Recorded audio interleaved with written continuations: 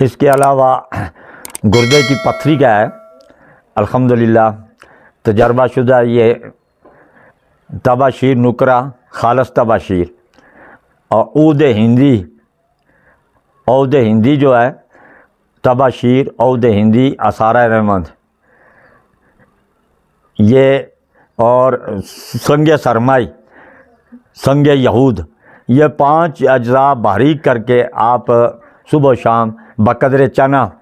مختلف انوپان کے ساتھ استعمال کریں، یا شربت بزوری کے ساتھ آپ استعمال کرتے رہیں اور پیشاب چیک کرتے رہیں، انشاءاللہ آپ کی پتھری ریزہ ریزہ ہو کر نکل جائے گی۔ پھر میں دوبارہ دہراتا ہوں اس کو، تباشیر نکرہ، سنگ یہود، سنگ سرمائی،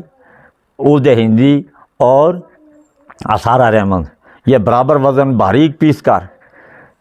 صبح و شام چنے کے دانہ برابر یا موٹھی کے دانہ برابر استعمال کر لیں تب بھی ٹھیک ہے، صبح و شام استعمال کریں، پتھری انشاءاللہ ریزہ ریزہ ہو کر نکل جائے گی انشاءاللہ۔ اس کے بعد اگر دوسرا نسخہ ہے، اگر پیشاب بند ہوتا ہے، پیشاب کسی حوالے سے بھی بند ہو اور پتھری کے وجہ سے بند ہو یا کسی حوالے سے بھی بند ہو، تو کیا نام ہے اس کا، سہاگا، خام، شورا اور جوکھار اصلی، تینوں کو برابر وزن پیس کر آدھی چمچ پانی کے ساتھ صبح و شام استعمال کریں، پیشاب بھی جاری ہو جائے گا، پتھری بھی آہستہ آہستہ خارج ہونی شروع ہو جائے گی انشاءاللہ۔ پھر دہراتا ہوں میں اس کو، سہاگا، خام اور